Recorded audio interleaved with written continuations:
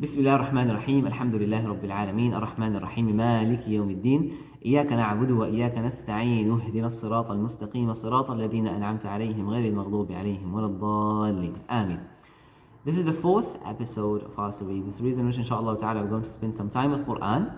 And at the previous video I think we stopped at the fact that we have two different meanings or two different levels of beliefs in the first verse of Surah Al-Ikhlas. And this is something that will show us how deep this surah is. So, قُلْ هُوَ اللَّهُ أَحَدٌ. For you to say قُلْ هُوَ اللَّهُ أَحَدٌ. Let's recite the surah again for us to take some reward and to be familiar with the meanings. Okay, let's recite it and to at the beginning of this episode again. So, بسم الله الرحمن الرحيم قل هو الله أحد الله الصمد لم يلد ولم يولد ولم يكن له كفوا أحد صدق الله العظيم. So for you to say قل هو الله أحد, we have two different claims here. The first claim is that there is God, قُلْ هُوَ اللَّهُ, so you now are referring to some kind of a God. And the second claim is that He is one God. There is only one God. This is a different claim. So from a theoretical perspective, we have to discuss those two beliefs separately. Okay? And in Quran, surprisingly enough, the discussions about atheism and people who refuse to believe that there is God is not quite much actually. I believe it's maybe 1 or 2 or 3 times, rare occasions where Allah subhanahu wa ta'ala discussed these meanings. One of those points in Quran is the one in Surah At-Tur. It goes like أَمْ خُلِقُوا مِنْ غَيْرِ شَيْءٍ أَمْ هُمُ الْخَالِقُونَ. So we have different possibilities regarding life, regarding the origin of life. So you either have created yourselves, this is the first possibility, you are gods. The second possibility is that you either مِنْ غَيْرِ شَيْءٍ, you have been created out of nothing, which is actually atheism, what atheists believe in, fortunately. And the third one is أَمْ خُلِقُوا مِنْ غَيْرِ شَيْءٍ أَمْ هُمُ الْخَالِقُونَ أَمْ خَلَقُوا السَّمَاوَاتِ وَالْأَرْضِ أَمْ لَا يُوقِنُونَ. The third possibility there, which is inherited in the context, is that there is God who created you. There's some kind of a power or an entity that created you. Okay, so what are you going to choose? It's so funny that atheists chose the second option, that we have been created out of nothing. Actually, no one of the old Arabs, the oldest believers, Arabs, Meccan people who the Prophet ﷺ used to speak to, no one of these people would have chosen the second one. It's ridiculous. And no one is going to choose the first one either, because I didn't create myself. Me and you know that. We are so weak to do that. And we are, of course, mortal to do that. So we don't have the power. Maybe if someone of us slipped in the street, he might die. We are so weak. And we will speak about that in the next 2 surahs, because it talks about the outcome of you believing in one God and a strong God. Then you believe in the weakness inside of you. So all of those meanings are yet to come, but Allah subhanahu wa ta'ala said here that قُلْ هُوَ اللَّهُ أَحَدٌ. So there is God, okay? We are living now in an era in which some people are trying to convince us that the norm, the beginning, the starting point is to start from proving God, proving that there is God. So this is the starting point. But no, this is not the starting point. The starting point is that there is God normally. And now you can complete your discussion about religion and seeking God and asking who is this God, what is the nature of this God, how many gods we have. You can ask all of those questions. But if you don't believe that there is God, there's a problem here. It's not the norm. Since the history of mankind, people believe in some kind of a God. The norm is that there is God. People used to believe that there is God. And if you have another problem, this is something that's new. This is something that didn't used to be. That's why Quran so strategically didn't discuss this meaning in specific, in details or in multiple occasions, because it doesn't make any sense for you to discuss this for a long time, for multiple times, and with determination. You are giving value to unvaluable discussion. It's just like if someone is in the desert, the Sahara Desert of Saudi Arabia, sweating, and his face is flushing with blood out of hot temperature, and he's standing in front of you, sweating and having a bad time, and he's saying to you at the midday, he's looking to the sky, he's looking to the actual sun, burning his eyes and burning his skin. I don't believe there's sun. I don't believe that there's sun. Are you going to take this man seriously?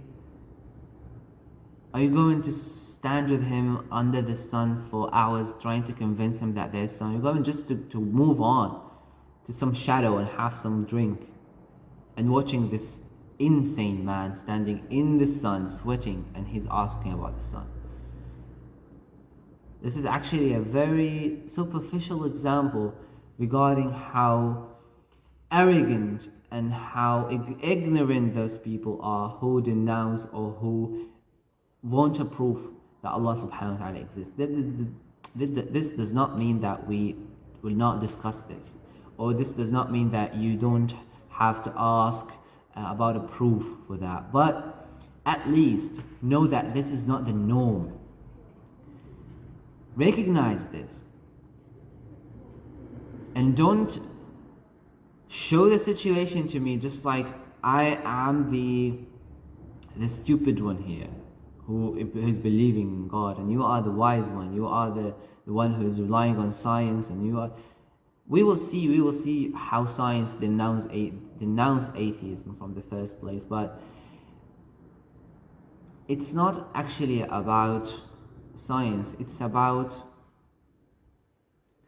arrogance. Allah subhanahu wa ta'ala chose a word in Arabic to describe disbelievers. This word wasn't there, okay?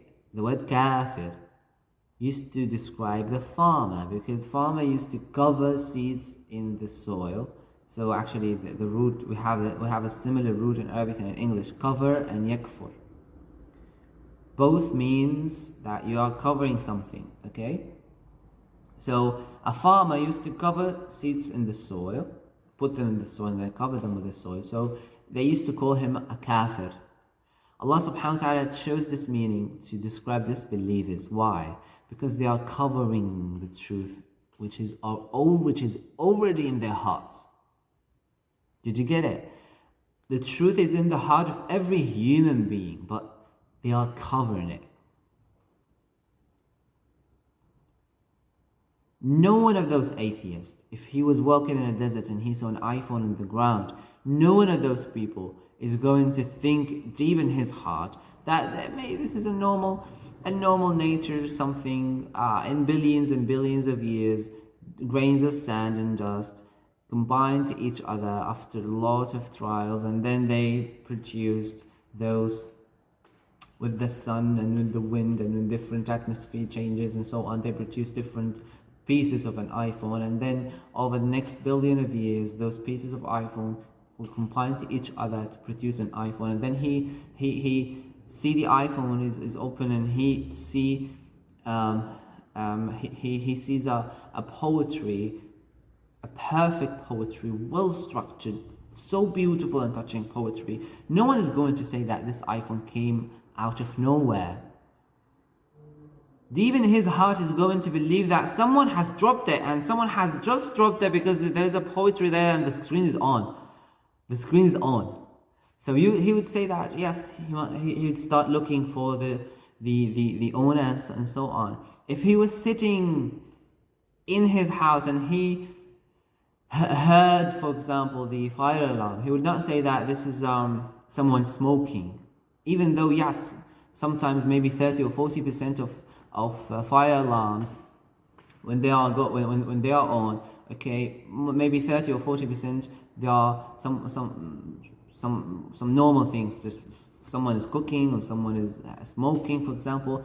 But yes, because this is a possibility of a fire that is going to harm me and causing me pain, I'm going to consider this possibility. I'm going to check what's going on. This is what a human being would do in such circumstances. And now we are seeing people who are counting on very tiny possibilities. We are going to see how tiny they are, and they are quite impossible actually, but they are counting on those impossibilities in a life or death situation forever. We are saying to them that, people, there is God, and this life is a test, and you are going to be questioned in the hereafter. Not just us, Christians also say that. Many people, many other religions say that. So you have different people telling you that this life is this life is important, and you are going to face consequences, and you are not putting any effort to understand that, to think about that. Just counting on an impossible thing that you do not act upon in your life. You do not act upon it, and you do not really believe in this concept that something may come out of nowhere. Something may come out of nowhere. We came out of nowhere. No, nothing in life. We are just some random atoms of a billion and billion of years. We are just have been created by some way, or just chemicals. And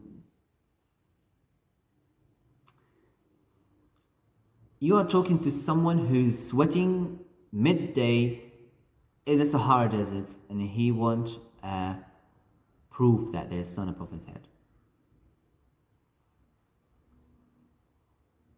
إذا احتاج النهار إلى دليل, this is what we say in Arabic, that we need a proof for day, for the sun. One of the scholars that I like, Sheikh Abdullah Al-Ajeri, he has a book about atheism. You know what he called this book? He called this book شموع النهار, candles of the day. So he's saying that we are trying to prove that there is sun by lighting up a candle in the midday. So a candle in the midday. What does a candle do? What does a flame of a candle do in front of the sun? But this is what we are trying to say. We are trying to convince people that there is sun with a candle. Okay? You need to know that. You need to know that. Yes, and this we are going to discuss. We have our own system or belief system that we are building and establishing our iman on, our belief on. We're not just running. We're not saying here that don't use your mind to think. We're not saying that it's haram to question. But I just want you to know how big the question that you're asking, and how important is the topic that you're discussing. I just want you to know where to stand. And then we can talk for ages about that. But you have to understand that what you are saying is serious. You have to admit that this is not something that you act upon in your own life. I'm afraid that you are in a status of arrogance here. I'm afraid that you are looking with one eye. I'm afraid that you are not in a good position for light to go through your heart, just like we said in the previous. This Quran is a light, and you have to purify your heart, and no heart is purified with a lot of stones of arrogance. You have to understand, maybe just by healing the arrogance in your heart, you'd start thinking, okay, I don't have time to believe in God, because I don't have time to establish and answer all of my questions in atheism, to find a proof that God here. I don't have time for that. I should put more time in knowing who that God is. because this is something, it's more beneficial to me. I might die tomorrow, I might die after 10 days. I have to put time on those important questions. Just you, by healing this, your heart, you start feeling humility in yourself.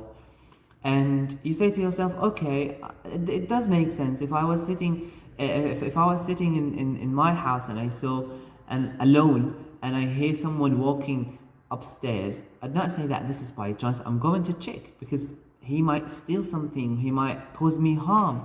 So for everything, single thing, there is a reason. And for this life, there is a reason. For me, there is a reason. It's not just the thief that are going to steal something. I'm going to lose myself. This God, Almighty God, who created me in this perfect way, He's so great. He's so serious. I have to get to know Him. I have to know exactly why I'm here. I have to know what is the destiny. I have to know what's going on. I have to know what's coming up. I have to know that. Something so critical, so important. I'm not saying that we're not going to discuss, but know on what level now you are. So basically they say that life came out of nowhere, by chance, without a reason, and they have long discussions to prove that.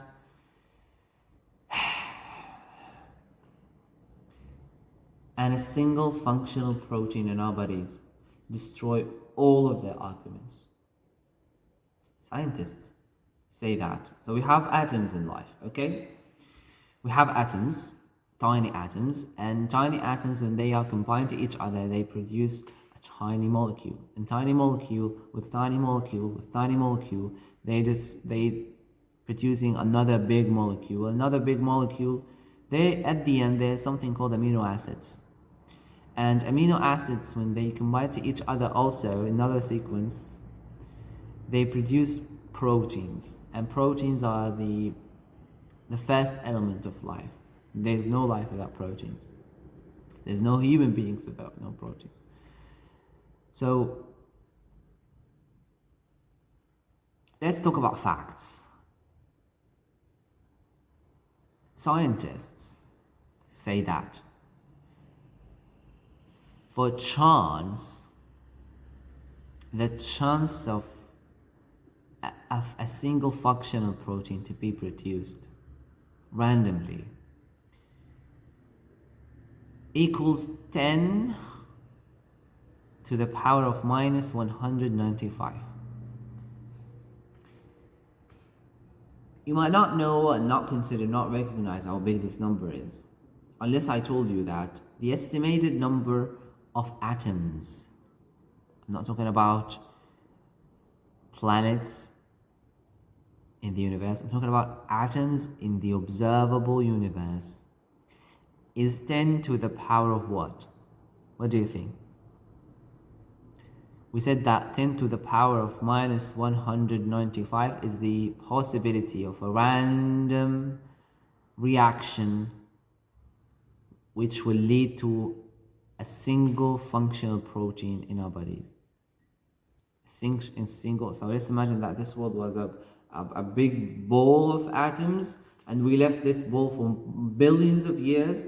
So the possibility of a random interaction between those atoms, which will lead to a single functional protein, is 10 to the power of 195. So just to make things basic, so if I have, for example, a ball with 10 balls, 9 red and 1 black, and I close my eyes and I chose 1 black, this is the possibility of 1 out of 10. Now 1 out of 10, which is 1 0, 1 out of 10 and 194 other zeros. If I split them, if my right hand was on the sun and the other hand was on the last star known in the universe, it would not be enough for us to know how big this number is. And yet I didn't say to you the big fact. So this is the possibility of one single functional protein to be produced. We didn't talk anything about cells, different cells to be with each other. We didn't talk about other molecules, just like fats. We have proteins, we have fats, we have... So, do you know what is the estimated number of atoms in the observable universe? And the word observable counts for the universe, which spans 13, I believe, you can check the numbers, 13 billion light years ahead.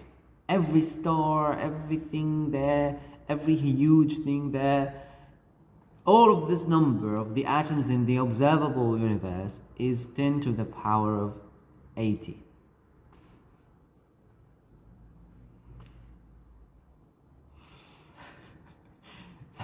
Let's imagine that person who was sitting in the Sahara Desert. This man looked more sane than saying that sweating man, or maybe that person who saw an iPhone on the ground with the poetry.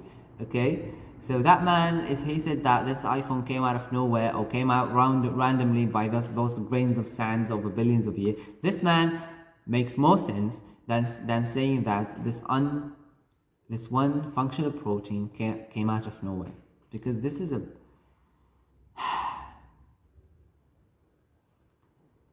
So we don't have, scientists say that we don't have enough atoms in the universe for this reaction to happen, for this possibility to happen. Can you imagine that? And this is one side of the story. There's the other side of the story. But I just want to remind you that the difference between 10 to the power of 80 and 10 to the power of 195 is not 195 minus 80. It's not nearly the double. We don't need 2 or 3 universes to get this number. No, this is to the power of. The difference is another 0 in the equation, another 0 in the number, which is a big difference. Imagine the difference between 100 and 1,000. It's just 1 0. Yeah, but 100 is something, and 1,000 is something else. So now you have to add maybe 10 to the power of 100 more copies of universes for you to get the number of one possibility of one functional protein. We didn't yet describe that in the first place, proteins are not produced randomly. There's a factory in each cell that produces proteins in a very complicated reaction that we study in biology. So it's not even something that it's randomly being produced in the body. There's this factory, and this factory has also to be established. And this factory genetics has to be so perfect. Come on, man. I'm not interested in completing this discussion anymore. I'm not interested, wallahi. I'm not interested. I'm trying to. Wallahi, that man who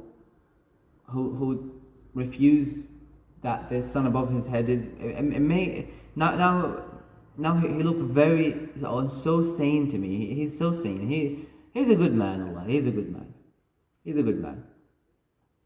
For you to be an atheist and denounce all of these facts is something. SubhanAllah, I can't say anything actually. So, shall I continue? They said that there is no time also for such reaction to happen in the universe. They said that the age of universe is not enough for all of those possibilities to happen until we reach the first protein. We didn't do anything. Now we have this protein. We want another equation to describe to us what is the possibility of those random proteins to create something like me. Hasbunallahu wa ni'mal wakeel. لا إله إلا الله وحده لا شريك له له الملك وله الحمد وهو على كل شيء قدير. قل هو الله أحد. Now we are still in قل هو الله. We didn't discuss أحد yet. We will do that إن شاء الله تعالى in the next video. السلام عليكم ورحمة الله وبركاته.